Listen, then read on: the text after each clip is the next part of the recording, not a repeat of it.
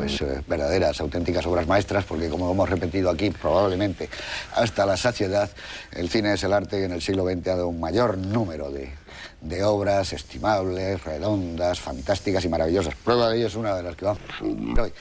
lejos, que es la película Roma, Città Aperta, de Roberto Rossellini, del que ya hemos visto aquí alguna otra película y del que espero que sigamos viendo más, porque Rossellini es uno de los cineastas, yo diría, imprescindibles en la historia del cine. Cada vez que vuelve uno a revisitar una película de Roberto Rossellini, yo al menos tengo la sensación como cuando se desentierra una vasija o una vieja moneda o una ruina arqueológica y con el pincel empieza uno a limpiar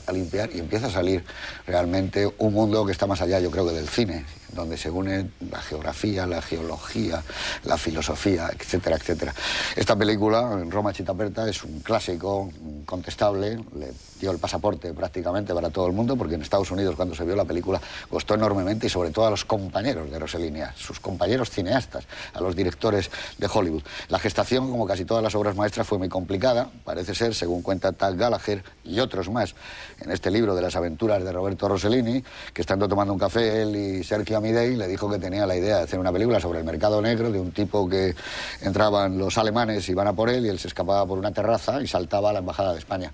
Y Rossellini, que siempre ha sido para sus colaboradores un tipo,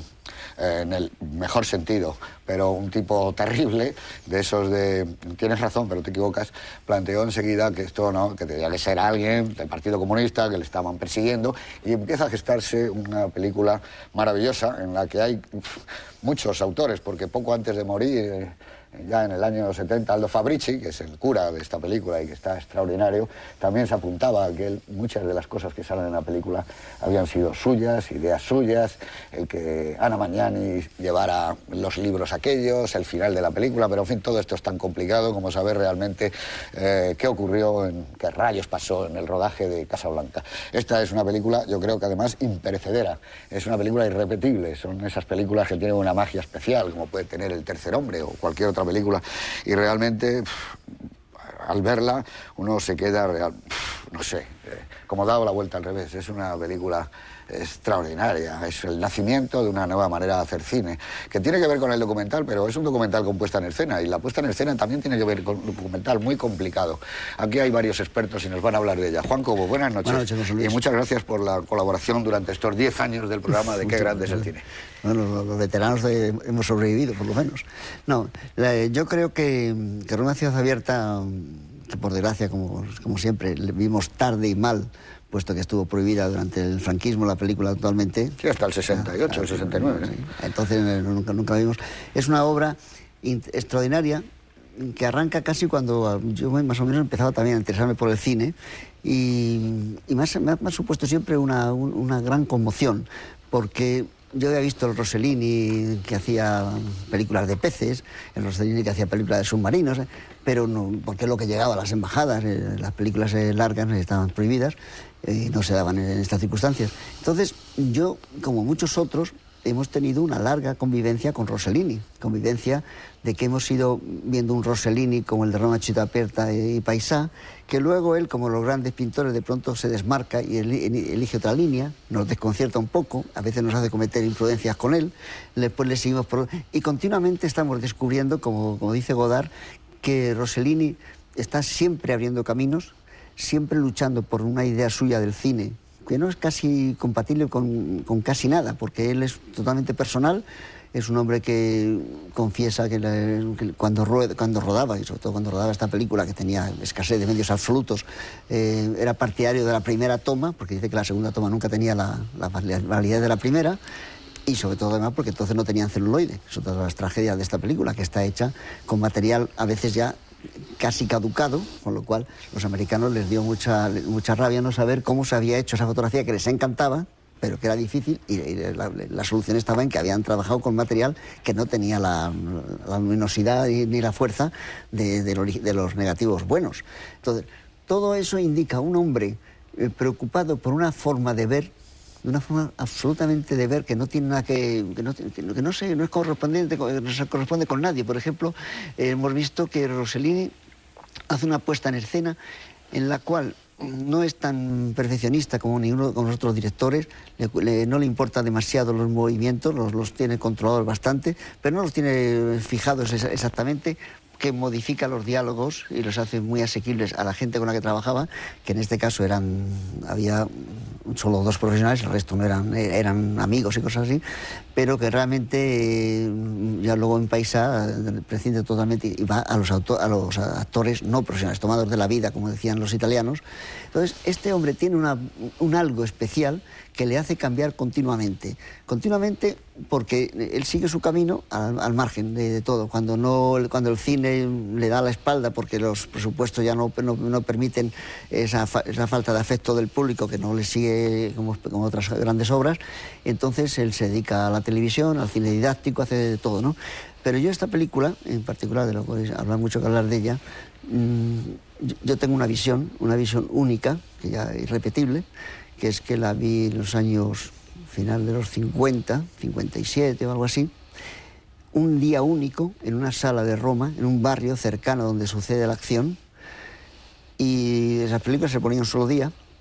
y estaba lleno de madres de familia, de hombres que venían de trabajar, de jóvenes que se habían metido a ver qué pasaba allí dentro y tal. Bueno, yo esa proyección no he visto ninguna otra proyección en mi vida donde la gente participase de esa forma, vitorease, atacase e insultase a los personajes contradictorios y malvados. Y además, el cine, cosa que pasaba entonces en Italia al menos, no tenía la capacidad normal, o sea, la gente estaba sentada, pero alrededor de la sala la gente se ponía de pie y vio la película pues como un mitin. Entonces, ¿cómo reaccionó esa gente? Y cómo esa gente del pueblo respondía a la técnica y a la narración de Rossellini, a mí me ha dejado siempre... No he entendido nunca en ninguna otra película cómo se puede lograr que la gente se sienta tan cercana a unos hechos y los viva de esa forma. Muy bien, muchas gracias. Miguel María, buenas noches. Bueno, y también muchas gracias por tu inestimable ayuda y colaboración en estos 10 años. Aquí seguimos. Óyeme, háblame algo del padrino de la Nouvelle Vague, por lo menos se le podría llamar así, ¿no? Hombre, pues sí, la verdad es que es un poco el mismo procedimiento, la misma falta de medios, la misma falta quizá de tiempo, la misma tendencia a la improvisación. Yo creo que precisamente eso es lo que hace que sea un clásico la película, aunque en este caso fue una película que la consideraron como un clásico instantáneamente. Pero lo que tiene mérito no es que lo pareciera en el año 45-46, es que todavía, cuando han pasado 60 años, nos sigue pareciendo tan viva y tan fresca como pudo estarlo en aquel momento. Y yo creo que eso se debe a la especie de inmediatez, naturalmente elaborada y conseguida, no meramente captada, porque el documental realmente no tiene nada más que la apariencia y el lado como descosido y las elipsis y la cámara que sigue los movimientos. Pero es una película que se nota que no está preparada como escenas. Sabe lo que quiere que ocurra y es como si rodara lo que le diera tiempo a pillar.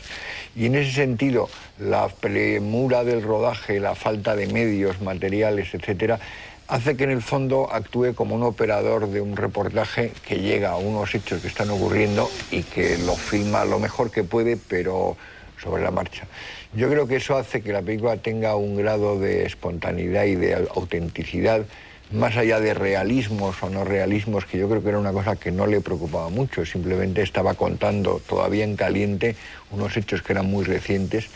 y que además eran la experiencia cotidiana de los italianos y del resto de los europeos que habían atravesado la guerra,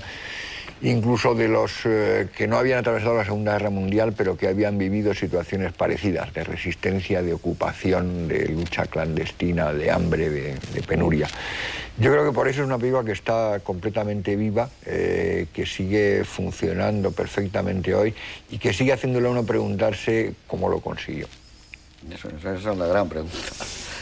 Antonio Martínez Aleo, buenas noches. Buenas noches. Bueno, dinos algo antes de tu querido y admirado Roberto Rossellini, antes de ver esta obra maestra. Se ha dicho, estamos todos de acuerdo en que las 2 actas de nacimiento del cine moderno podrían ser Ciudadano Kane unos años antes y Roma, Ciudad Abierta. Las dos son profundas, hondísimas y están frescas como el primer día, o mejor todavía que en su momento. Lo que ocurre es que, como se ha señalado aquí muy bien, y voy a insistir,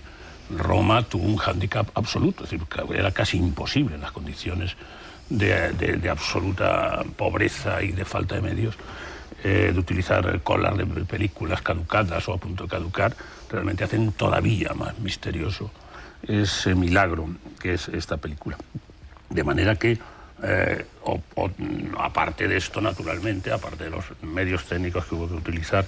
como Dios lo dio a entender, y por supuesto muy bien, la novedad temática era absoluta. Es decir, en Europa por lo menos no se había hecho, por claras razones de imposibilidad, ningún tipo de exposición seria sobre la barbarie nazi, sobre el crimen nazi. Y esta es la primera, este es el primer avance, la primera película que lo aborda. Y lo aborda no planteándose una puesta en escena novedosa que a lo mejor sería más perfeccionada en Paisà o en las